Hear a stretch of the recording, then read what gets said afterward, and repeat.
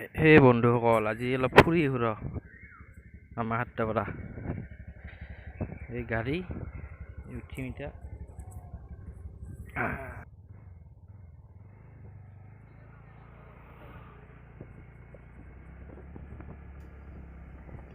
ঘৰতনো কি কৰি থাকিম, অলপ মামা সাতটাৰ পৰা ফুৰি আহোঁ। এনে অলপ খবৰ লহনকৈ যাই আহোঁ, বহুদিন যাৱাও নাই।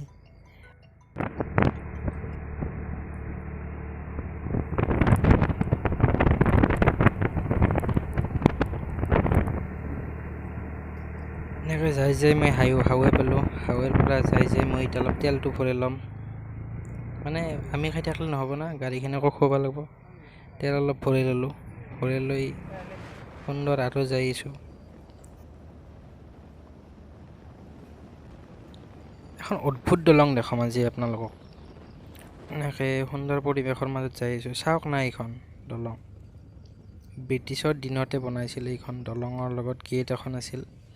নদীৰ পানীটো বন্ধ কৰি দিয়ে, তাৰপিছত আৰু খুলি দিয়ে বেছি পানী হ'লে। এইখন চাওক না, ব্ৰিটিছৰ দিনতে বনাইছিল। এতিয়া অলপো একো হোৱা নাই। কি ধুনীয়া সুন্দৰ পৰিৱেশ। আমাৰ লাগোৰ গেট বুলি কয়, পহুমৰা গেট বুলিও কয় বহুতে। চাওকচোন কি ধুনীয়া গেট।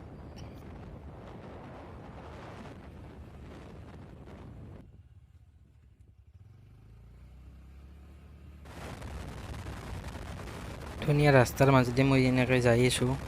আমালৈ অলপ দূৰ আছে আৰু এই এনেকৈ ৰাস্তাত কিন্তু এই খেৰ চেৰ দিব নালাগে দেই, বহুত গাড়ী এক্সিডেণ্ট হয়।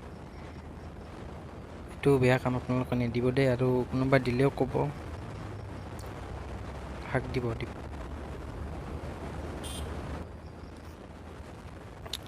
ভিডিঅ'টো স্কিপ নকৰি সম্পূৰ্ণ ভিডিঅ'টো শেষলৈ চাই থাকক। আৰু ভিডিঅ'টো যদি ভাল লাগে লাইক কৰক, কমেণ্ট কৰক, ছাবস্ক্ৰাইব কৰক চেনেলটো, আৰু বেলেগলৈ শ্বেয়াৰ কৰি দিয়ক। ধন্যবাদ।